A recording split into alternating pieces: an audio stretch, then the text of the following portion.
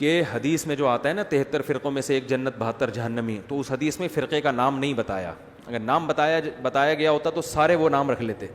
جیسے جماعت المسلمین نے اپنا نام رکھ لیا نا کہ اللہ نے ہمارا نام مسلم رکھا ہے تو ہمارا نام کیا مسلم، تو اللہ نے تھوڑی رکھا ہے، تم نے تو، تمہارے اپنے امیر نے تمہارا نام مسلم رکھا ہے، ٹھیک ہے نا. تو سارے وہ والا نام رکھ لیتے. تو حدیث میں علامت بیان کی گئی ہے تاکہ کسی بھی نام سے ہو علامت سے اندازہ ہوگا کہ یہ جنتی ہے یا جہنم. وہ علامت کیا ہے؟ آپ صلی اللہ علیہ وسلم نے فرمایا. صحابہ نے پوچھا جنتی کون سا ہے؟ تو آپ اگر فرما دیتے کہ وہ دیوبندی جنتی ہیں تو سب اپنا نام کیا رکھ لیتے؟ دیوبندی. آپ صلی اللہ علیہ وسلم فرماتے کہ اہل حدیث جو فرقہ ہوگا وہ جنت، تو ہم بھی مسجد کے باہر بڑے بڑے وہ لگا دیتے، ہم کیا ہیں آج سے اہل حدیث. آپ صلی اللہ علیہ وسلم فرما دیتے کہ جی وہ بریلوی جنت میں ہوں گے، تو میری پگڑی کا رنگ فوراً سے پہلے چینج ہو جاتا. یہاں نقش پاک کے نشانات ہوتے اور ایک پیلی چادر ہوتی، چپل کا رنگ پیلا ہوتا. صلو علی الحبیب. مزہ آتا کہ نہیں آتا؟ صلو علی الحبیب. تو اگر آپ صلی اللہ علیہ وسلم فرما دیتے وہ شیعہ ہوتے تو یہاں 5 انگلیوں کے نشانات آپ دیکھ رہے ہوتے، ٹھیک ہے نا. کنڈے پہ آپ لوگوں کو میں بلاتا، میں ہر رجب کو کنڈے کا کنڈا نکال دیتا ہوں، میں کہتا ہوں یہ ثابت ہی نہیں ہے، تو کنڈوں کا کنڈا نہ نکالتا میں، بلکہ کنڈوں پہ بلاتا، خود بھی جاتا، اور جو کچھ شیعہ حضرات کرتے ہیں وہ کر رہا ہوتا. تو آپ صلی اللہ علیہ وسلم نے کسی فرقے کا نام مینشن نہیں کیا، بلکہ آپ نے علامت بیان کی. فرمایا ما انا علیہ. کیا زبردست حدیث ہے یار، مزہ آتا ہے، یہ معجزہ ہے. ما انا علیہ و اصحابی. آپ یہ فرماتے جو قرآن پہ چلے گا، تو آج ہر باطل فرقہ دلیل کہاں سے دیتا ہے؟ قرآن سے. غامدی صاحب کے جتنے دلائل ہیں آیتیں پڑھیں گے وہ، جہاں حدیثیں آئیں گی تو وہ فوراً چینج. تو آپ صلی اللہ علیہ وسلم قادیانی بھی قرآن سے نکالتے ہیں، جتنے لوگ ہیں نا، کیونکہ اگر قرآن ہی کو نکال دیں گے پھر تو اسلام کا فرقہ ہی نہیں رہے گا نا، کیونکہ وہ فرقے تو اسلام کے میں مسلم کہیں گے نا اپنے آپ کو، تو مسلم کہنے کے لیے بیس تو رکھنی پڑے گی نا قرآن کی. کیونکہ اگر قرآن ہی کو وہ نکال دیں گے فرقے، پھر تو لوگ کہیں گے ان کا تو اسلام سے کوئی تعلق، پھر تو فرقہ تھوڑی، وہ تو غیر مسلم ہو گیا نا سیدھا سیدھا. یعنی وہ تو جو غیر مسلم جو اپنے آپ کو سیدھا کہتے ہیں ہم غیر مسلم ہیں، ہندو تھوڑی قرآن سے دلیل دے گا. تو اس لیے آپ نے یہ نہیں فرمایا قرآن سے دلائل دیں، فرمایا نہیں ما انا علیہ، جس راستے پر میں ہوں، و اصحابی، اور میرے صحابہ. کیا مطلب؟ قرآن کی وہ تشریح جو حدیث کے اگینسٹ جا رہی ہے اس کو قبول نہیں کرنا. وہ فرقہ جنتی ہے جو قرآن کی وہ تشریح کرے جس پر محمد صلی اللہ علیہ وسلم کا اپنا عمل تھا. پرویزی فرقہ کیا کہتا ہے؟ نماز سے مراد جو قرآن میں آتا ہے نا، نماز سے مراد ہے گیدرنگ، حج سے مراد ہے اینول گیدرنگ، سال میں 1 دفعہ کی گیدرنگ، اور نماز سے مراد ہے دن میں 5 دفعہ آپ کی میٹنگ ہو فلاح و بہبود کے لیے. تو نماز کی یہ تشریح پیغمبر سے ثابت ہے. جب قرآن میں آیا نماز قائم کرو تو پیغمبر نے 5 ٹائم نماز پڑھی کہ نہیں پڑھی ہے؟ کیا ہو گیا؟ حج کیا کہ نہیں کیا؟ جیسے کیا ویسے کرنا پڑے گا آپ کو. تو قرآن کی وہ جو پرویزی، قرآن کو اہل قرآن کہتے ہیں اپنے آپ کو. تو نبی نے فرمایا جس پر میں ہوں. کیا مطلب؟ قرآن کی وہ تشریح جو حدیث کے خلاف ہے، جو نبی کے خلاف ہے، نبی کے طریقے کے، وہ تشریح بولو نا نہیں چلے گی. آگے اتنا بھی کافی نہیں ہے، کیونکہ بہت سے لوگ حدیث کو فالو کرتے ہیں، ہر مسئلہ کہاں سے بیان کرتے ہیں؟ بولتے کیوں نہیں بھائی؟ ہر مسئلہ حدیث. تو آپ نے فرمایا وہ اصحابی، اور میرے صحابہ بھی اس پر چلتے ہوں. 3 طلاق کے مسئلے میں کوئی ایک صحابی سے دکھا دے، کوئی ضعیف حدیث دکھا دے جنہوں نے ایک مجلس کی 3 کو 1 کہا ہو، میں بیان کرنا چھوڑ دوں گا ہمیشہ کے لیے. اور آج دھڑا دھڑ 3 کو 1 کر کے بیویوں کو، حرام بیوی کو کیا کیا ہوا ہے لوگوں نے؟ حلال کیا ہوا ہے.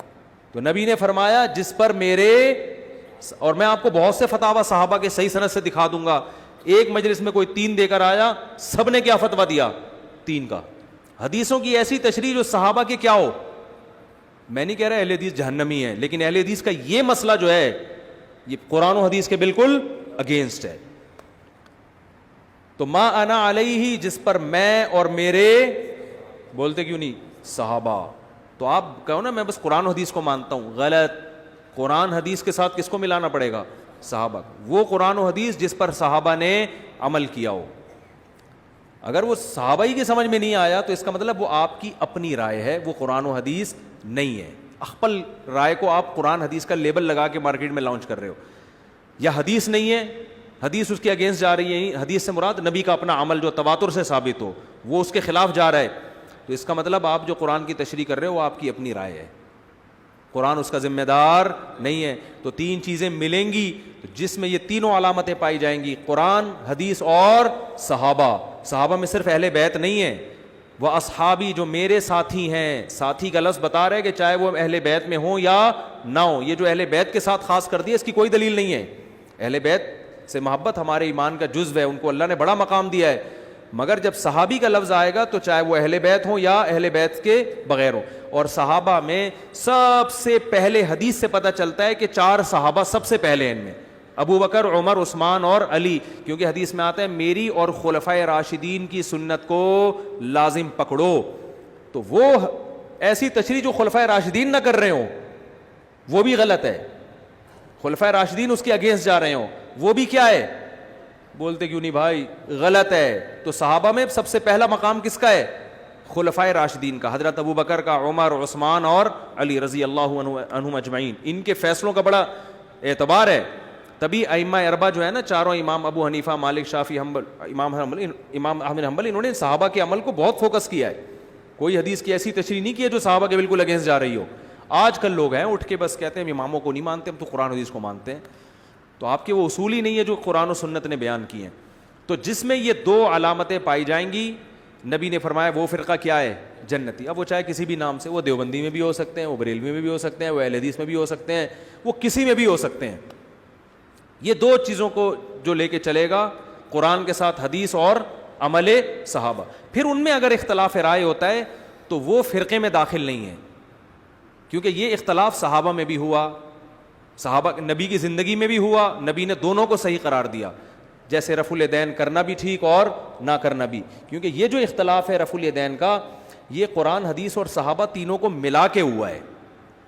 حنفیہ نے بھی قرآن کو بھی دیکھا, حدیث کو بھی اور صحابہ کو بھی, ان کی رائے یہ بنی کہ نہ کرنا افضل. اور جو شافعی ہیں, امام شافعی, انہوں نے بھی قرآن کو بھی دیکھا, حدیث کو بھی اور عمل صحابہ کو بھی. دونوں کے پاس دونوں قسم کے دلائل ہیں. اس قسم کے اختلاف میں ان 72 فرقوں میں داخل نہیں ہوتا جن کے لیے جہنم کی وعید ہے. بات آ رہی ہے سمجھ میں کہ نہیں آ رہی؟ یعنی اس کے اندر رہ کے پھر جتنا بھی اختلاف ہو جائے وہ اختلاف رائے کا اختلاف ہے, اجتہاد ہے, اس میں دونوں کو اجر ملتا ہے.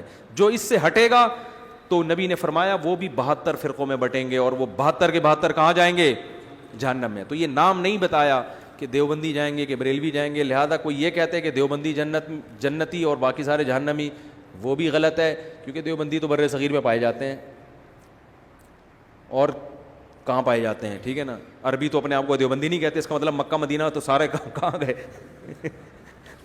جب وہی جہنم میں چلے گئے تو پھر جہاں اسلام آیا تھا. اور کوئی کہتا ہے بریلوی جہنم میں جائیں گے, سوری جنت میں جائیں گے, اگر بریلوی یہ کہتے ہیں تو بریلوی تو اور تھوڑے ہیں مارکیٹ سے بالکل, وہ تو صرف پاکستان اور بنگلہ دیش اور انڈیا میں پائے جاتے ہیں. باقی میں 12 ربیع الاول کو ملیشیا میں تھا, پتہ ہی نہیں چل رہا تھا کہ 12 ربیع الاول ہے. تو اس لیے علامت بیان کی گئی ہے. ہاں یہ ضرور ہے کہ نبی صلی اللہ علیہ وسلم نے فرمایا کہ جو جنتی فرقہ ہوگا وہ ہمیشہ ہول سیل کے حساب سے رہے گا, وہ 2-4 آدمی نہیں ہوں گے کہ جن کا خیال تھا ہم ہی جنت میں جائیں گے, باقی سارے کیا کر رہے ہیں, جہنم میں. تو وہ ہمیشہ ظاہرین الحق, حق پر غالب رہے گا, وہ بڑی جماعت ہوگی. وہ جو حق جنتی فرقہ ہوگا وہ, بولتے کیوں نہیں بھائی, بڑی جماعت, وہ 4-5 آدمی نہیں ہوں گے, کیونکہ یہ امت گمراہی پہ جمع نہیں ہو سکتی, تو 4-6 لوگ نہیں ہوں گے. تو عقائد جو ہیں, عقائد اور یہ بیسک چیزیں, یہ جن کی بھی چاہے دنیا میں سلفی کے نام سے ہو, اہل حدیث کے نام سے ہو, دیوبندی کے نام سے, اس سے کوئی فرق نہیں پڑتا. جن کے اندر یہ 3 علامتیں پائی جائیں گی وہ کیا ہوں گے, جنتی. ہاں پھر نبی نے ان کی کچھ, یہ تو ڈیفینیشن ہے, لیکن کچھ ان کی علامتیں بھی بیان کی ہیں. فرمایا کہ وہ لا یزالو طائفۃ من امتی, میری امت کی جو حق جماعت ہوگی نا, ان میں ایک خاص بات ہوگی, لڑتی رہے گی. وہ کیا کرے گی, ان عقائد کے حامل لوگ جہاد, بولتے کیوں نہیں بھائی, کرتے رہیں گے. تو آج دیکھ لو دنیا میں جہاد کہاں ہو رہا ہے, کون کر رہا ہے. یعنی ایسا نہیں ہوگا کہ وہ سارے اسلام دشمنوں سے سلو کر کے بالکل کمپرومائز کر کے ہمیشہ کے لیے بیٹھ جائیں. یہ ہو سکتا ہے وقتی سلو ہو جائے, لیکن ایک فریق ہمیشہ لڑائی کرتا رہے گا. تو آج امت میں جہاد ہو رہا ہے, ہوتا رہے گا ہمیشہ سے. مختلف ملکوں میں لڑائیاں ہو رہی ہیں, حق اور باطل کی جنگیں ہو رہی ہیں. تو یہ ضروری نہیں ہے کہ جو لڑے گا لازمی وہ حق پر ہوگا, یہ نہیں ہے. بعض باطل لوگ بھی لڑ رہے ہوتے ہیں, مطلب یہ کہ جو حق پر ہے ان میں ایک جماعت لڑے گی لازمی. تو وہ ایسا نہیں ہے کہ بالکل ہاتھ پہ ہاتھ دھر کے بیٹھ جائے. تو بہت بڑی علامت کیا ہے؟ سواد اعظم. جو شاذ ہوگا نا امت سے ہٹے گا, وہ کبھی بھی سیدھے راستے پر نہیں ہو سکتا, کیونکہ امت گمراہی پہ, حدیث میں آتا ہے, صحیح حدیث ہے, میری امت گمراہی پہ جمع نہیں ہوگی.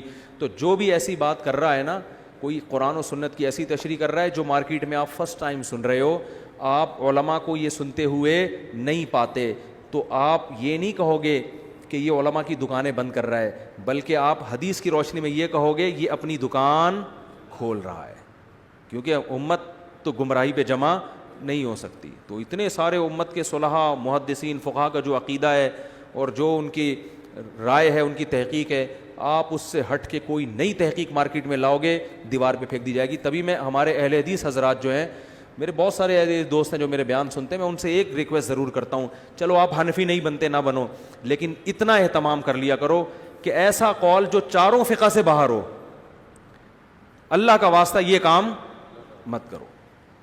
قرآن و سنت کی ایسی تشریح کرنا جو نہ امام حنیفہ کی سمجھ میں آئی, نہ امام شافعی کی, نہ امام مالک کی, نہ امام احمد کی, ایسی کم از کم اس کا تو خیال کر لو, کیونکہ امت صدیوں تک ان چاروں میں سے کسی ایک کو فالو کرتی آئی ہے. تو اتنی بڑی امت اگر غلط ہو گئی تو یہ تو غیر مسلم, ایک تو حدیث کے بھی خلاف ہے کہ حدیث میں آتے میری امت گمراہی پہ جمع نہیں ہو سکتی, اور دوسری بات یہ ہے کہ غیر مسلم بھی ہنسے گا کہ جب تمہارے جو حکومتیں جن فقہ پہ چلی ہیں صدیوں تک, 1000 سال سے زیادہ یہ چاروں فقہ رائج رہے ہیں, اور اس میں حکومت ہوئی ہے, باقاعدہ خلافتیں چلی ہیں, تو جب تمہارے چاروں غلط ہو سکتے ہیں تو اس کا مطلب تمہارا تو اسلامی یتیم ہے.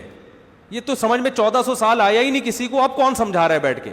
تو چند مسائل ایسے ہیں ہمارے اہل حدیث بھائیوں کے انتہائی احترام کے ساتھ کہ وہ چاروں فقہ کے خلاف ہیں, جن میں 3 طلاق کو ایک کہنا, یہ چاروں کے خلاف.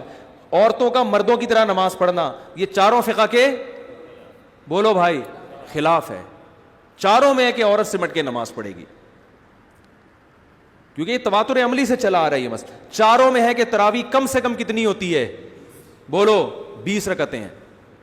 چاروں میں ہے کہ طلاق اگر معلق کر کے دی جائے تو بھی ہو جاتی ہے, جیسے آپ نے کہا اگر بیوی کو گھر میں داخل ہوئی تو تجھے طلاق ہے. چاروں فقہ میں ہے کہ اگر گھر میں داخل ہوئی تو طلاق ہوگی, قسم کا کفارہ نہیں ہوگا. بعض اہل حدیث کہتے ہیں قسم کا کفارے سے کام چل جائے گا, ایسا نہیں ہے. گھر میں داخل ہوگی تو, اور یہ ریورس نہیں ہو سکتے یہ الفاظ ڈیورس کے. تو اس طرح چند مسائل ایسے ہیں کہ اگر اہل حدیث حضرات اس میں اپنی رائے اجماع امت سے نہ ہٹائیں تو یہ ان کے لیے بھی بہتر ہے, اور امت جو ایک اختلاف, اسی طرح جو ہر قسم کے موضوع پہ مسا کر لینا, کچھ بھی پاؤں پہ چڑھا لیا مسا, یہ بھی نہیں ہوتا.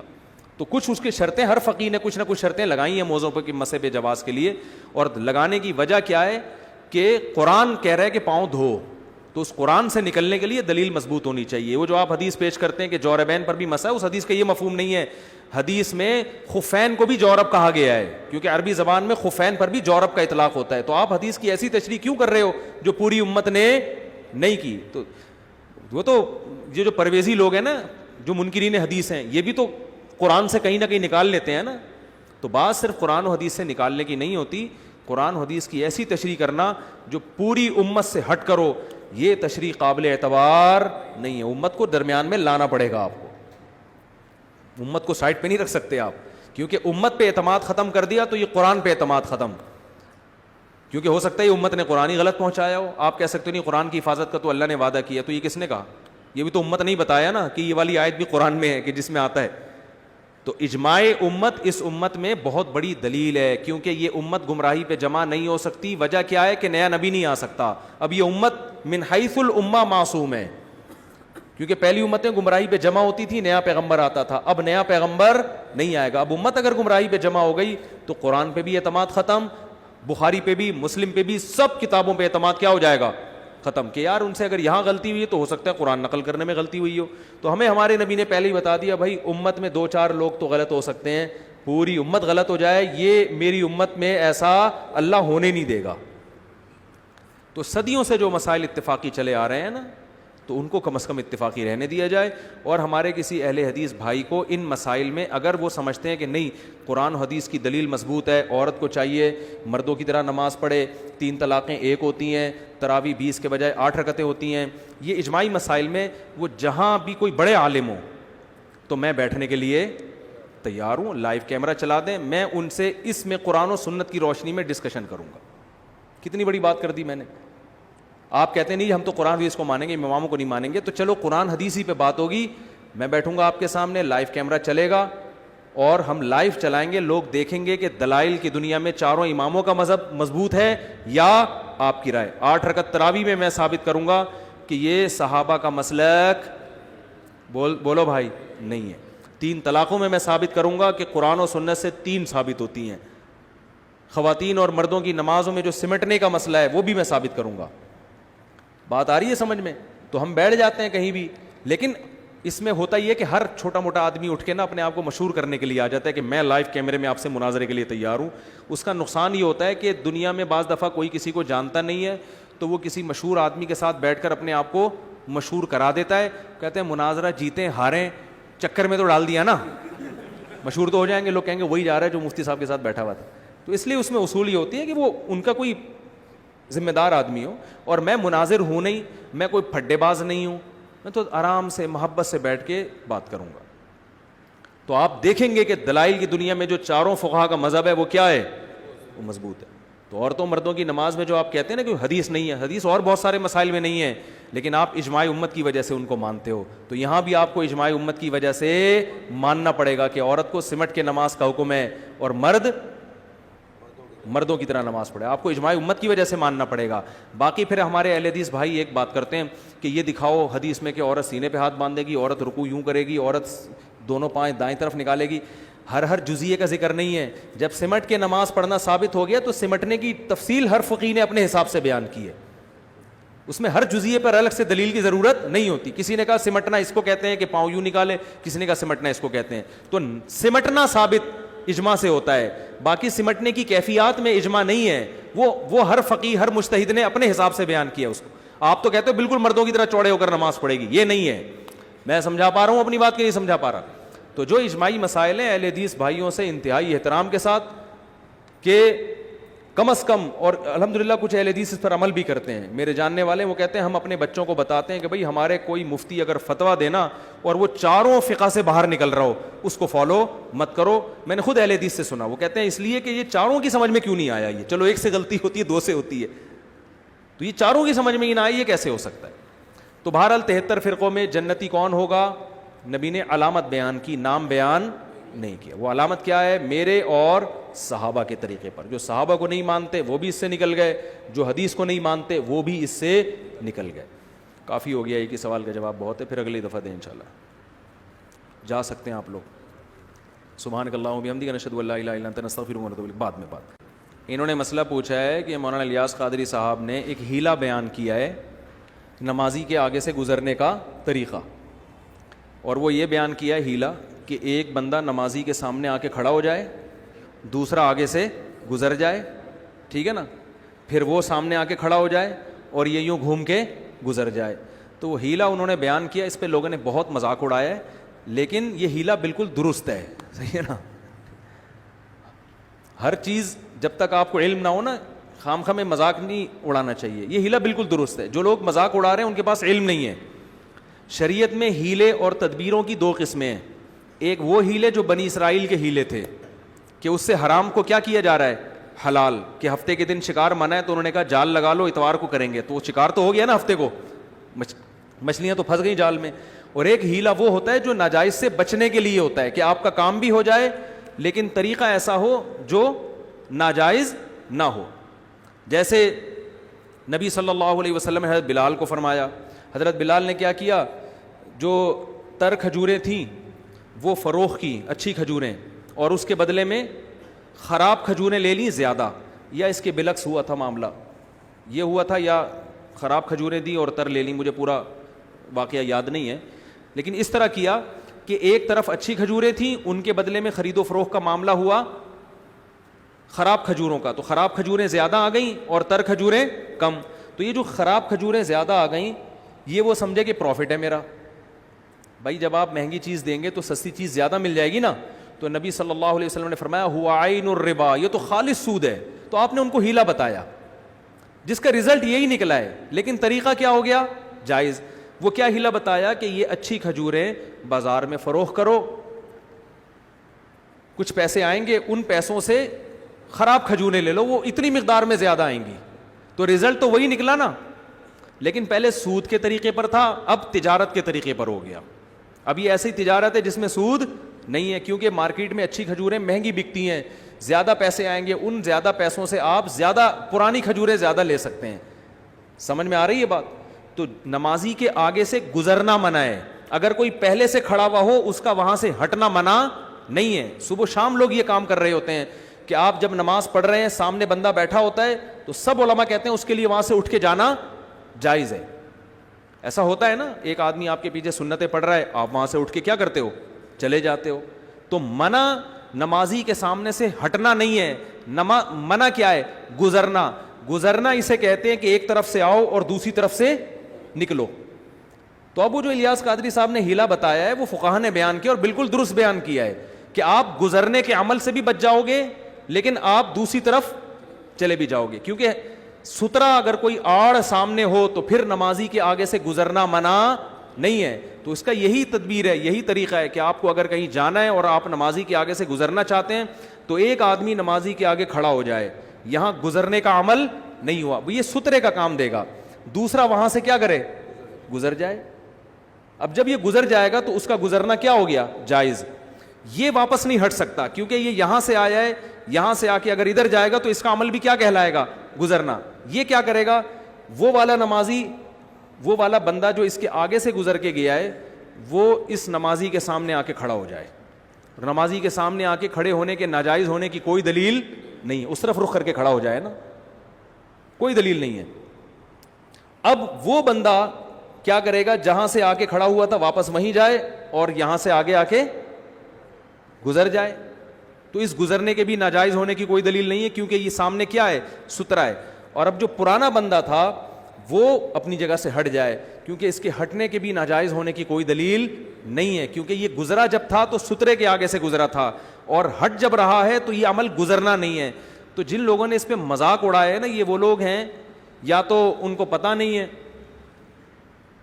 میں نے بتایا نا علم کی گہرائی نہیں ہے, تو کوئی بھی کسی کا کسی بھی ٹائم پہ مذاق اڑا سکتا ہے. الیاس قادری صاحب سے مجھے بہت سی چیزوں میں اختلاف ہے, کہ ایسا نہ ہو کہ آپ کہیں کہ میں بھی ان کو پیر مرشد مانتا ہوں, وہ ان کا اپنا ذاتی مسئلہ ہے, وہ ہمارے بریلی حضرات جو مانے وہ ان کا ہیڈک ہے.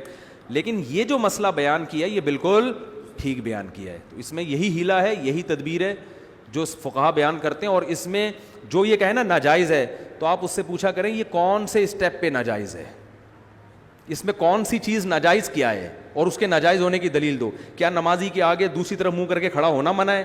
اگر منع ہے تو اس کے ناجائز ہونے کی دلیل دو. اور اگر دوسرے بندے کا اس سترے کے آگے سے گزرنا منع ہے تو اس کے ناجائز ہونے کی دلیل دو. اور اگر آپ یہ کہتے ہو اس کا دوبارہ آ کے کھڑا ہونا منع ہے تو اس کے ناجائز ہونے کی کیا دلیل؟ تو اس میں مرور کا کوئی عمل نہیں ہو رہا, گزرنے کا عمل نہیں ہو رہا, اور اگر ہو رہا ہے تو سترے کے آگے سے گزرنے کا عمل ہو رہا ہے. اس پورے پروسیس کے مجموعے کے بھی ناجائز ہونے کی کوئی دلیل نہیں ہے. اور اس کے انفرادی, بالکل اس کی مثال ایسے جیسے ہمارے اہل حدیث بھائی کہتے ہیں حلالہ کیا ہے, اسلام میں حرام ہے, لعنتی عمل ہے. ہم یہ کہتے ہیں جو حدیث میں جس حلالے کو حرام قرار دیا گیا ہے یہ وہ حلالہ ہے جو پری پلان ہو, معاہدہ کر کے ہو. اگر بغیر معاہدے کے حلالہ ہو رہا ہے تو اس کے حرام ہونے کی کوئی دلیل نہیں ہے, بلکہ حلال ہونے کی دلیل ہے. وہ کہتے ہیں 3 طلاقیں ایک آدمی نے دے دی, اب ایک عورت کسی مرد سے نکاح کرتی ہے, وہ طلاق لے کے ہم بستری کر کے واپس آتی ہے تو ہو تو وہ تو حرام ہے. بھائی کون سے اسٹیپ پہ حرام ہے یہ؟ ایک آدمی نے بیوی کو 3 طلاقیں دے دی, حرام ہو گئی وہ. یہ عورت عدت کے بعد کسی مرد سے نکاح کر رہی ہے, یہ حرام ہے کیا؟ قرآن نے اجازت نہیں دی جہاں چاہو نکاح کرو, پہلے سے نہیں کر سکتی تو عدت کے بعد جہاں چاہے نکاح کرے. جب اس نے عدت کے بعد کہیں نکاح کر لیا اور اس مرد نے ہم بستری بھی کر لی, اس کے لیے طلاق دینا حلال ہے یا حرام ہے؟